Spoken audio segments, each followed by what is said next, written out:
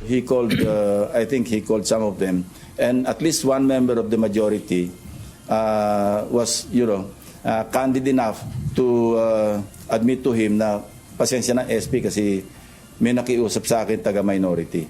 Pahirapan pa ring makumpleto ng Senate Blue Ribbon Committee ang bilang ng pirmang kinakailangan nito para ma-sponsor at matalakay na sa plenaryo ang partial committee report kaugnay ng flood control projects anomaly investigation. Ayon kay Senator Panfilo Ping Lacson, tila may nagaganap na lobbying mula sa minorya para harangin ang pag-usad nito, kaya nahihirapan din silang kumuha ng suporta mula sa ibang mga kasamahan. Inihayag ng senador na may ilang miyembro umano ng minorya ang nakiusap sa mga kasapi ng mayorya na huwag lagdaan ang dokumento. Pero possibly, baka meron din nakikiusap na para hindi ma-report out. Kasi yung nangyari sa mga pagdinig, medyo maski pa paano may effects sa kanila, di ba? At least yung mga na-mention.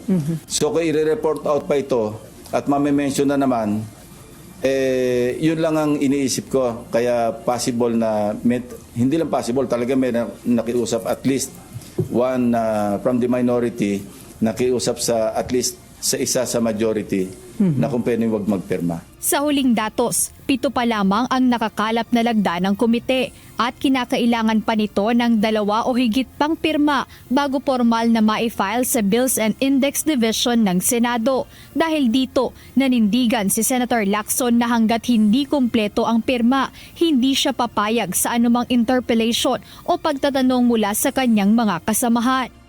Bagamat nirerespeto ng Blue Ribbon Committee Chairperson ang desisyon ng iba, hinamon niya ang mga ito na lagdaan ng report para masimulan na ang diskusyon.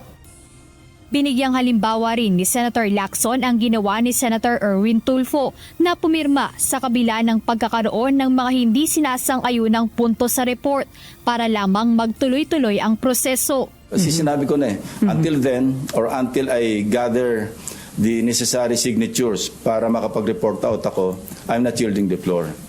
So, tinransfer ko lang yung responsibility sa kanila. Kung gusto niyo pag-usapan natin na masinsinan nito, pumirma kayo. Wala namang masamang pumirma. I cannot understand for the life of me, bakit hindi ka pipirma? Dagdag pa rito, inamin ng senador na ramdam niya ang pag-iiba ng pakikitungo sa kanya ng ilang mga kasamahan simula nang ilabas ang naturang report. May we ask, how's your relationship with these senators na kasama sa committee report nyo, particularly sila Senator Shi, Senator Joel, Senator Jinggoy? Are you in speaking terms or nagkakatampuhan ba, sir?